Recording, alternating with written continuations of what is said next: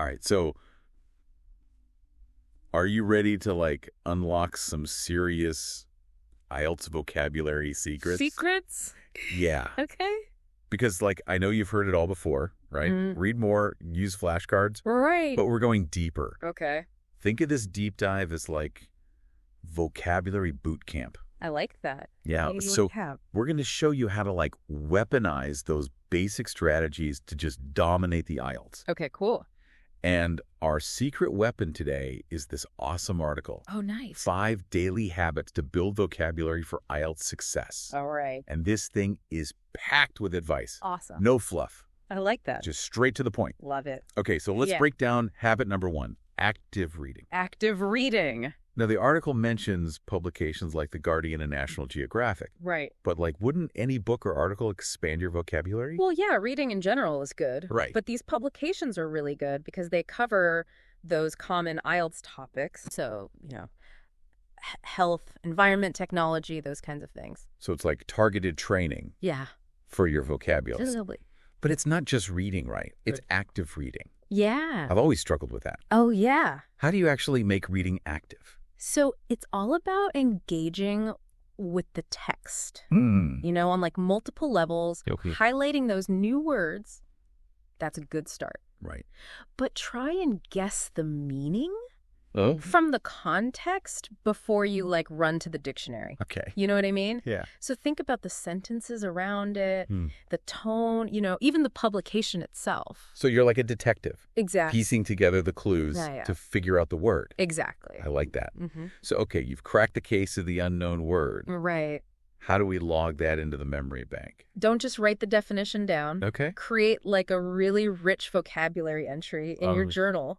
Okay, so include the example sentence from the text. Okay. List some synonyms and antonyms. Wow. You could even sketch a little picture.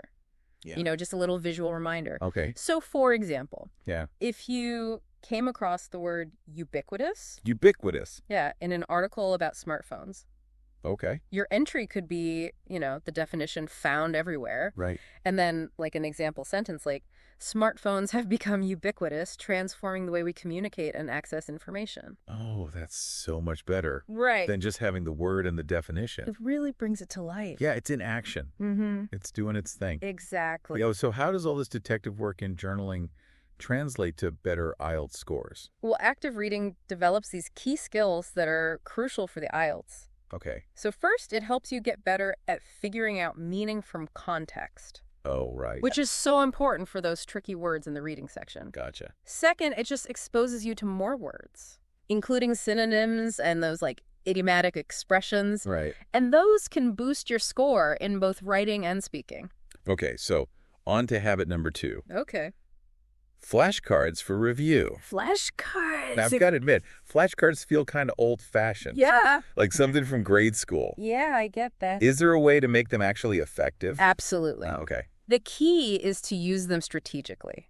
Okay? Okay. So not just to memorize words. Right. The article suggests organizing your flashcards by themes, Okay. just like the IELTS exam. Ah. So instead of having like one giant stack, Right. you have smaller decks. Okay. Focusing on topics like education, technology, the environment. It's like training your brain to think in those topics. Exactly. Which is how you'll need to access your vocabulary during the exam. But even with organized decks, just staring at words on cards can be kind of dull. Yeah. The article mentions using pictures and mnemonics. Could you give us an example? Okay, let's take a word that often trips people up. Okay. Ambiguous. Ambiguous. It means open to multiple interpretations. Right. So unclear or uncertain. Got it. Now, to make this stick, Yeah. you could picture like a politician Okay. giving a speech with a really ambiguous expression on his face. Okay. Like you can't tell if he's happy, sad, or about to cry. That's good. Right. That's really good. That visual Yeah. paired with the word will stick with you. Way more than just the definition. Exactly. Oh, I'm already picturing it. I might draw like a little cartoon politician crying. Perfect. Okay. Yeah. So it's like you're giving your brain a visual hook to Yeah. hang that word on. Exactly. And the more outlandish or funny the image, the better. For sure. And don't forget to put those sentences on the flashcards too. Okay. So for ambiguous, you might write, the ending of the film was deliberately ambiguous, leaving the audience to interpret its meaning. Oh, so you're not just memorizing. Right. You're seeing it in action. Yeah, exactly. Now, the article also mentions spaced repetition apps, like Mm-hmm. Anki. Yeah. Isn't that just making flashcards even more complicated? Not really. Okay. Spaced repetition is based on how we learn. Okay. So these apps, they use algorithms to show you the cards at different times based on how well you remember them. So it's like a personal flashcard trainer. Exactly. Who knows exactly what you need to work on. No more just flipping through the same deck mindlessly. No more mindless flipping. Okay, I'm starting to see how these like simple habits can be so powerful when it comes to learning. That's right. And that leads us to habit number 3. Okay. Learning words in context. Ooh. Maybe the most important one. We can get into that. Yeah. After a quick break. Sounds good. We'll be back in a flash to dive deeper into this vocabulary world. Awesome. Okay, so we're back. Back. And we're ready to keep cracking this IELTS vocabulary code so you can like just walk into that exam feeling super confident. Confident. Right. Yeah. So before the break, we were talking about habit number 3. Learning words in context. Context is key. And I think this is where a lot of people struggle. Yeah. It's easy to fall into that trap. Yeah. You see a new word. Right. You look it up. You think you got it. You're like, got it. But then, poof. It's gone. It's gone. Yeah. What's going on there? Well, it's the context. Okay. You know, knowing the definition is just one piece of the puzzle.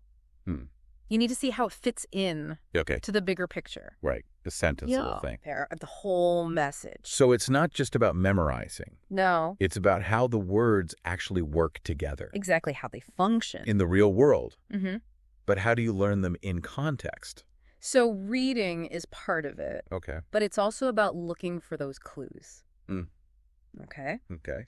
Pay attention to the words around the new word. Okay. You know, see if you can see any patterns or relationships. Okay. For example, if you see detrimental. Detrimental. Yeah, and it's used with to. Oh, okay. You might guess that it means something harmful. Right.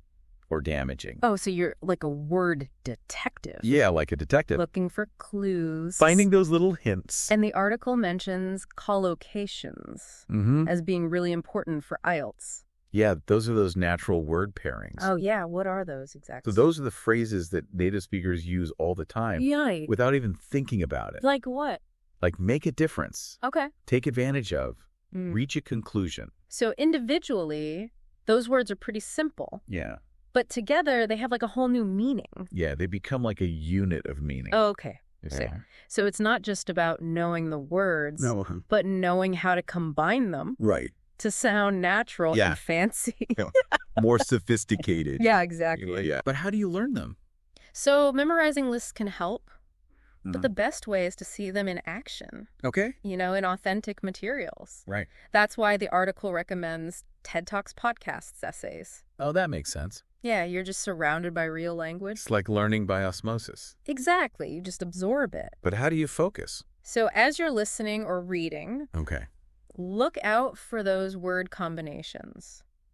Jot them down in your vocabulary journal. Okay. Try to use them yourself. Right. Even create topic-specific word banks. Okay. So, for example, if you're into environmental issues, you could have a list like sustainable development, climate change mitigation, renewable energy sources. Along with their collocations. Right. Okay, so we've got our vocabulary journal. It's packed with clues. Yeah. Collocations.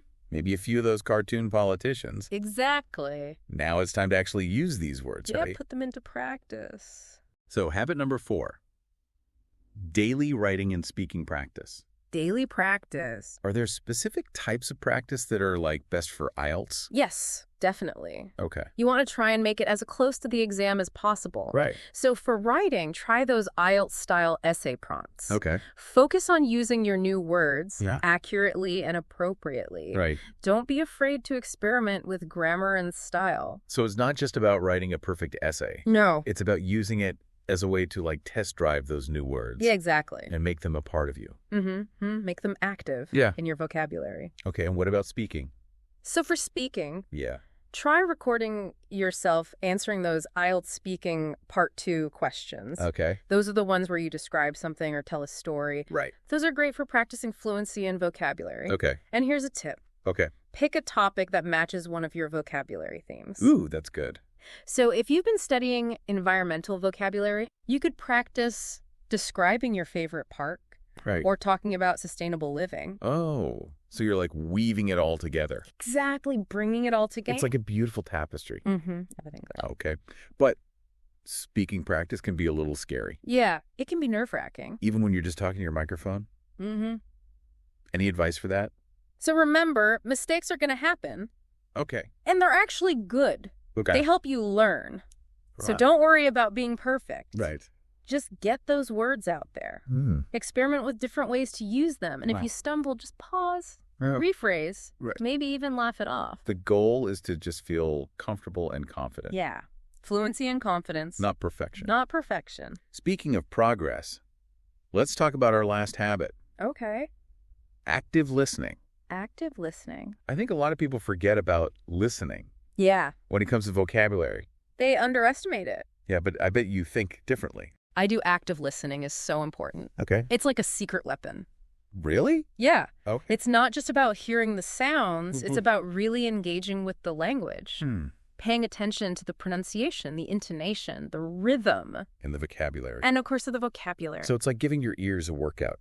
Yeah, you're training your ears to pick up on those little details. That make English so rich. Exactly. Okay, so much audio content out there. So much. Where do you even begin? Start with something you like.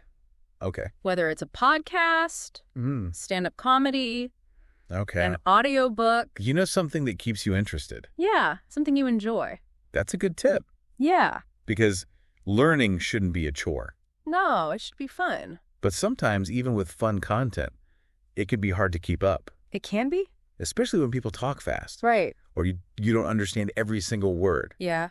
What do you do? Don't be afraid to use subtitles, especially when you're starting out. Right. They can help you connect the spoken word with the written word. Oh, okay. And as you get better, try turning them off for a little bit at a time. So like training wheels. Exactly, like training wheels for your ears. I like that. And what about when you hear a word that you just don't get? Yeah. Like what do you do? Pause it, rewind, replay, break down the sentence, and try to figure it out from the context. You're like a detective again. A language detective. Yeah. Exactly. Okay, and I bet this is how you learn all those idioms. Yes. You know, those fun expressions. Yeah, the colorful expressions. That make English so interesting. Exactly. So how do you go beyond just recognizing them? Yeah, how do you actually use them? Yeah, and make them a part of your own speaking. So there's a technique called shadowing. Shadowing. I've heard of that. Yeah. Okay. It's where you listen to a short clip. Right. Maybe like a sentence or two. Yeah. Okay. And then you repeat it. Okay. Trying to sound just like the speaker. Oh, wow. Yeah. That sounds kind of intimidating. It can be a little awkward at first. Yeah. But it really works. Okay. For pronunciation, fluency, even confidence. Okay. And how do you choose what to shadow? So find something that's interesting and relevant to you. Okay. It could be a TED Talk, a movie scene, even a news clip. So something that you want to sound like. Yeah, someone you admire. Okay. Whose style you like. So it's not just repeating words. Yeah. It's about embodying a style. Yeah, like giving your English a personality makeover. I like that. Yeah. Okay, so we've got these 5 powerful habits. 5 habits. Active reading flashcards in context writing and speaking and active listening. Yeah, those are the big ones. But the article also mentions a bonus tip. Tracking your progress. Tracking progress. And this is something I think a lot of language learners struggle with. It's easy to get caught up in the day-to-day. Yeah. You forget to look back. Yeah, and see how far you've come. So how do we make progress tracking actually motivating? So think of it as like a visual representation of your language journey. Okay. It could be a calendar, a notebook, a digital tracker. Something to show your progress? Yeah, something you can look back on. And be like, wow, I've come so far. Exactly, when you need a little motivation boost. I like that it's like a roadmap. Yeah, a roadmap of your learning. With all the twists and turns. The ups and downs. And the victories. The triumphs. And looking back can be so inspiring. It can be. But can you make it social? Oh, yeah, definitely. Right. Sharing your progress with others. Okay. Like a language partner. Right. A study group. Okay. Even just a friend. Can make it more fun. Yeah, it creates a sense of community. Right. You're not alone. Exactly. You're all in this together. Okay. And don't forget to celebrate those milestones. Yes, celebrate those wins. Whether it's a special meal, a new book, a break, whatever feels good. Just acknowledge those achievements because they're important. They are. So we've covered the 5 habits. 5 habits. And the bonus tip. Bonus tip. But there's one more thing. One more thing. Consistency. Consistency is key. I think we both agree on that. Absolutely. It's not enough to just do these things once in a while. No, you have to make them a habit. Yeah, to really see results. You have to be consistent. It's like training for a marathon. Exactly. You wouldn't just run once a month. And expect to be ready for the race. Right. You need to train regularly. And the same goes for vocabulary. Yeah, the more you practice, the stronger you get. And the more confident you'll feel walking into that IELTS exam. It's like building a muscle. Yeah, the more you use it. The stronger it gets. Okay, so find a rhythm that works for you. Yeah, find your own rhythm. Maybe 30 minutes every morning? Mm-hmm. Or little chunks throughout the day? Whatever fits your life. Yeah, the key is to just keep going. Yeah, keep at it. And don't be afraid to experiment. Yeah, if something's not working, try something else. There's no one right way. That's the beauty of language learning. So find what works for you. Yeah. And do it consistently. Be consistent. Okay, so we're back and ready to wrap up our IELTS vocabulary deep dive. Yeah, we've covered a lot. We have 5 powerful habits from that article. Right. 5 daily habits to build vocabulary for IELTS success. Exactly. Active reading flashcards. Learning in context writing and speaking practice. And of course, active listening. Plus that bonus tip. Yeah, tracking your progress. And we talked about why these strategies work and how important consistency is. Consistency is key. But I think it's easy to feel a little overwhelmed. Oh, yeah. You know, with all this advice. Especially with the IELTS exam, like hanging over your head. Exactly. It's like climbing a mountain. Yeah, you're at the bottom. You're looking up at the huge peak. Yeah, and you're like, where do I even begin? Right. So how do you take all this knowledge and actually use it? So first, remember, you don't have to do everything at once. Okay. It's a journey. Right. Not a race. You're not sprinting up the mountain. No, you're taking it one step at a time. So maybe start small. Yeah. Pick one habit. Okay. That you really connect with. That you're excited about. Yeah, something that fits into your routine. Okay. Maybe it's 15 minutes of reading every morning with your coffee. Right. Or trying out those mnemonics for your flashcards. Something you can actually stick with. Exactly. Find something manageable. And then once you've got that down, you can add another habit. And another. So you've built this like amazing routine. It's like a chain reaction. Yeah. One good habit leads to another. And you just keep building that momentum. Exactly. And remember to enjoy the process. Oh, yeah. Celebrate those little wins. Those aha moments. When you finally understand a new word. Or you use a collocation in a conversation. It's like finding those hidden trails. Yeah, on your climb. That make it all worthwhile. And as you keep learning. Yeah. You'll start to see things differently. You'll see the world with new eyes. Yeah, a more expressive lens. You'll notice how language shapes our thoughts. And our experiences. Yeah, it's really amazing. And that's what makes this whole journey so rewarding. It is. It's not just about the IELTS exam. No, it's about so much more. It's about expanding your horizons. Becoming a better communicator. A more confident person. A more engaged citizen of the world. So here's our final call to action. Okay. Pick one habit. Just one. Any strategy we talked about. And try it. For just 10 minutes. Every day this week. Set a reminder. Tell a friend. Do whatever it takes. To make it happen. Because even those small efforts can make a big difference. They can. So go out there. Embrace those words. And start building your vocabulary. Today. Happy learning, everyone.